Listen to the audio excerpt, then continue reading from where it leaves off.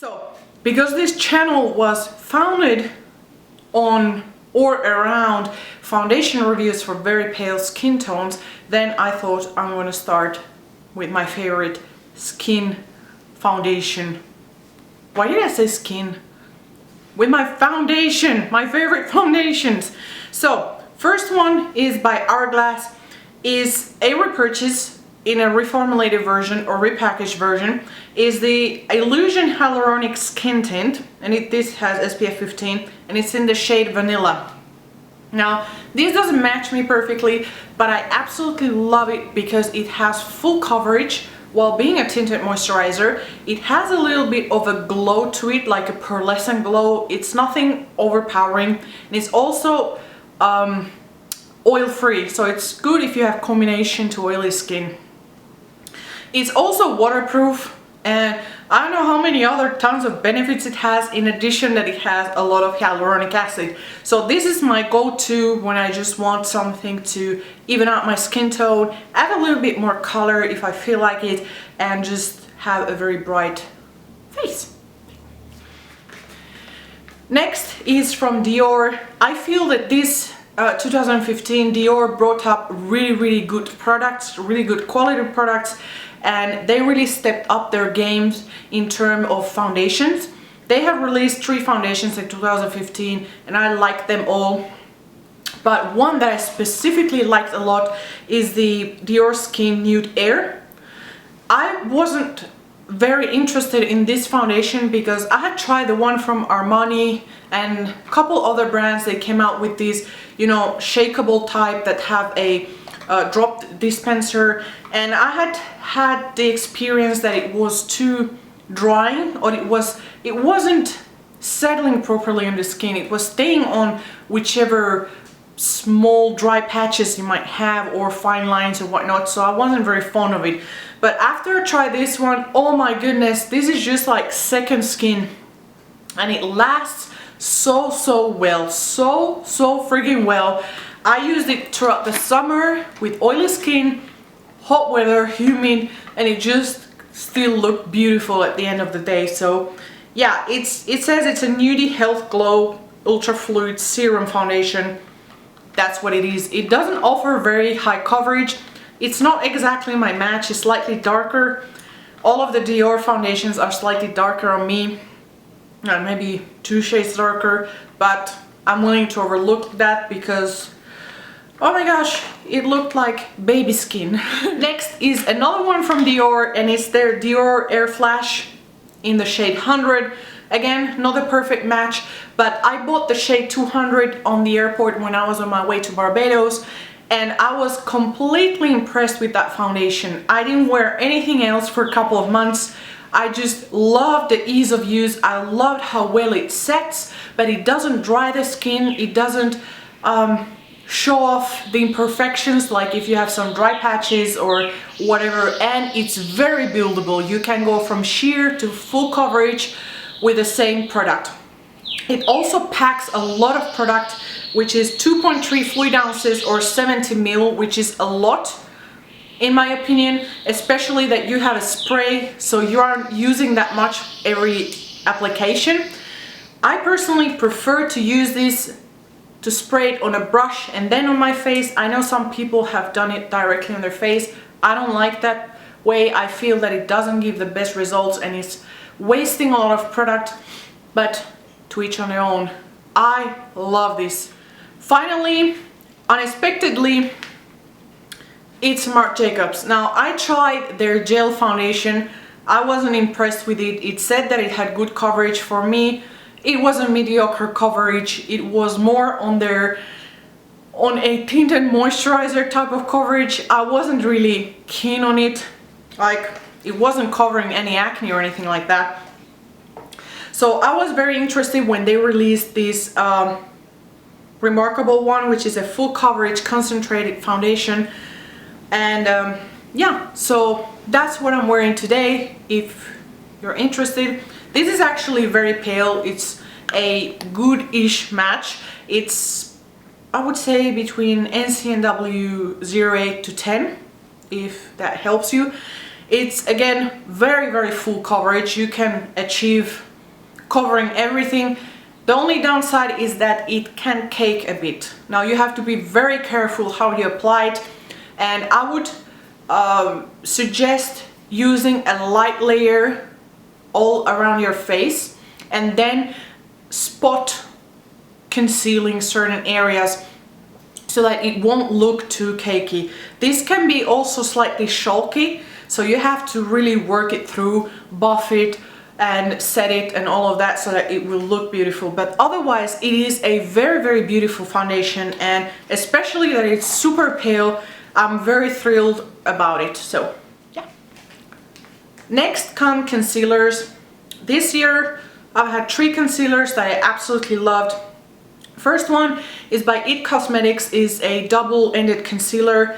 One side has the Under Eye Bye Bye Concealer, or Bye Bye Under Eye Concealer in shade Light, and the other side has Hello Light Brightening Brightener in Light Radiance. Now this isn't again my exact match because I'm close to white, but it's a pretty good match if I'm using a Dior foundation, for example. So what I really like about the Bye Bye Under Eye is that it doesn't migrate to the eyes, it doesn't budge, and it covers everything with a single drop, and it just looks so natural. That's what I like about it. Next is the Bika Under Eye Brightening Corrector.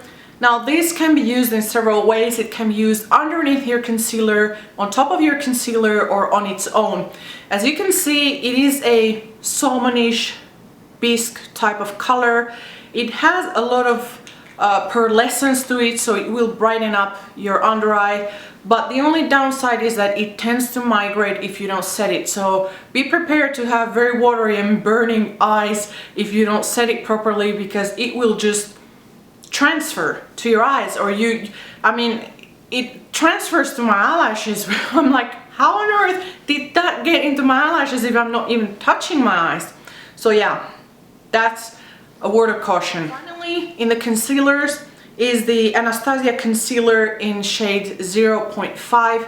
This isn't an exact match to me, but I'm very happy to use this to carve out my eyebrows on the days that I want to have extra polished eyebrows, or under eyes. It's very decent, or for pimples also is very decent. Again, this is a very, very good coverage and very, very, very long lasting once you set it. If you don't set it, it doesn't last as well. Now, downside is the smell. It just smells like burnt plastic. It's just disgusting. Disgusting. Next comes eyeshadows. So this year I've purchased several eyeshadow palettes, or actually I was gifted several eyeshadow palettes, but the 2 that I used the most this year, first one is by Dior, is the Backstage Pros Eye Reviver Illuminating Neutrals Eye Palette 001. I absolutely love this because they are very buttery. They are just like contouring for your eyes. They're very neutral, cool toned, and they last amazingly well without any primer underneath. Like, I don't know, it's like they have primer inbuilt in them, so really, really like that. And the next one is by Bika, and is their Ombre Rouge eye palette. So this is their neutrals red eyeshadow palette, which I really, really liked. I like everything red. I like red mascara, red eyeshadows, burgundy eyeshadows, Marsala eyeshadows, and all of that. So I was very, very, very thrilled when they released this palette. Again, the quality of these eyeshadows is very, very impressive. I've used it without a primer, and it also did last a long time. And mind you, I have very oily eyelids. It says that it has an inbuilt primer to the powder. Maybe that's why. Also, it's very up to par with Tom Ford. I would say that it's close to Tom Ford quality, if not the same thing. And yeah, I just love it. Next come face contouring, because this year I've been all about face contouring. Some days I just make like very sharp contour and don't wear like any blush or anything like that. I like that. It's my taste. It's just, I like it. So I've been very much searching for good contouring colors that are very, very cool toned. And the first one that I've been really liking is by Kevyn Aucoin, is the Celestial Bronzing Veil Tropical Nights Cool Bronzer. Now this one is very versatile because it's a gradient color. It goes from light to dark, so you can adapt your contouring or your bronzing technique or color or intensity based on the day, based on where you're dipping your brush. And this one, again, it's one of the rare colors that it's named Cool Bronzer because it has cool undertones. Now it's not entirely grayish undertones, but it has sort of like cool pinkish kind of undertone to the bronzy color, if that makes sense. Next one is by Burberry, and it's the Fresh Glow Golden Radiance number 2. This I absolutely love for very strong contouring when I don't want to wear any blush or anything else. But the downside is if you're sensitive to the smell, this has very potent smell. It smells like the Guerlain Meteorites. Yeah, it just smells like that. I personally like it, but some people don't. Also, this requires a little bit more work in terms of blending. It's less, how do you say, malleable or playable with, so you have to really work it into your skin. Next are my favorite face palette of the year. First one is by my first product by IT Cosmetics when I moved here. Next are my favorite palettes of the year for the face, and the first one is by IT Cosmetics and is the Live Love Laugh Vitality Disc. This is absolutely gorgeous product. I know that many of you might be scared for the bronzer because it looks very warm toned, but if you work it well or if you use it as a base, it really is gorgeous. And the blush is very similar to the NARS Orgasm. It's maybe a little bit more pinkier than the NARS Orgasm. And then the highlighter, that's what I've been completely obsessed about because it's very good to set your under eye concealer. It just brings out the radiance under your eyes, but it's not, you know, disco ball shimmer or anything like that. It's very creamy, very buttery, and quite good price for amount that you're getting in there.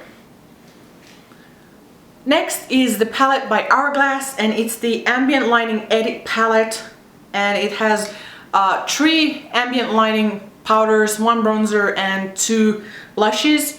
Now I've been loving all of the colors. I've been able to use all of them, and I'm very pale, but you have to know how to use them, so let me give you some tips. The lightest shade, this one is very good to set the under eye concealer or to overall set your foundation if you're very pale. The middle color here, it's very good to build a base for a blush because it sort of like helps you blend your blush on top of that. And the third color here is very good as a base for contouring so that you can also, again, blend the contouring better. And when you apply bases and mix colors, it gives you a more natural, less harsh look to your contours, to your highlighters, to your blushes. The bronzer, I have found it very good for contouring. As long as you're not over applying it, it looks very beautiful. This last color for the blush, I like to use that as my second base in the blush. So first I use this color here in the middle, and then I will go on top and use that one. It really brings sort of a healthy flush to your skin. It's like you've been out walking or whatnot. And then the middle blush, I like to use it as a pop of color only in the apple of the cheeks. So yeah, I find this palette very good. It's a very nice palette if you don't want to carry too many things, you just want to have one thing with you.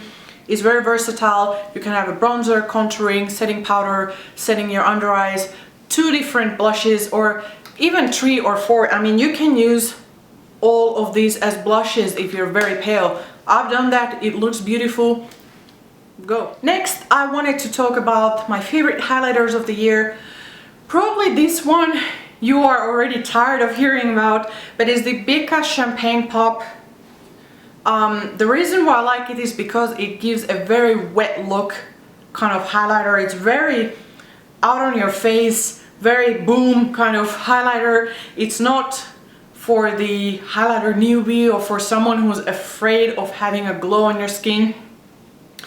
Also, this, I cannot use it, for example, today. I'm too pale to wear this as a highlighter. This would actually be a blush if I'm using my skin tone. So normally I will use this when I'm using a Dior 010 because it's slightly warmer than my actual skin tone, so I can pull it off as a highlighter. But otherwise it's very good as a blush, a very glowy blush, or it's very good as a eyeshadow on your eye if you want to have that wet look, or if you want to just put it on the crease as a blending color or as a base for your crease color. I find it very versatile. Again, I like the Becca shimmery thingies, like highlighters in the powder form. I don't like them in the liquid form. I feel like they make your skin very oily and it just doesn't look as, it's not as versatile as this. If the Becca shimmering highlighter was too much for you, I have another option, and it's been one of my favorites, and it's what I'm actually having today. I'm not sure if you can tell. The lighting is a bit woo-woo. Is the Cover FX Illuminator in Moonlight. They have two illuminators. This one is the lightest one. As you can see, this is slightly cooler tone, and it's not as intense as the Becca highlighter. This is more of a towards the Hourglass Ambient powder, so it's more soft focus opposed to like spotlight. So the Becca, I would say, is a spotlight, and this one is actually a soft focus kind of roomy light bulb or something like that.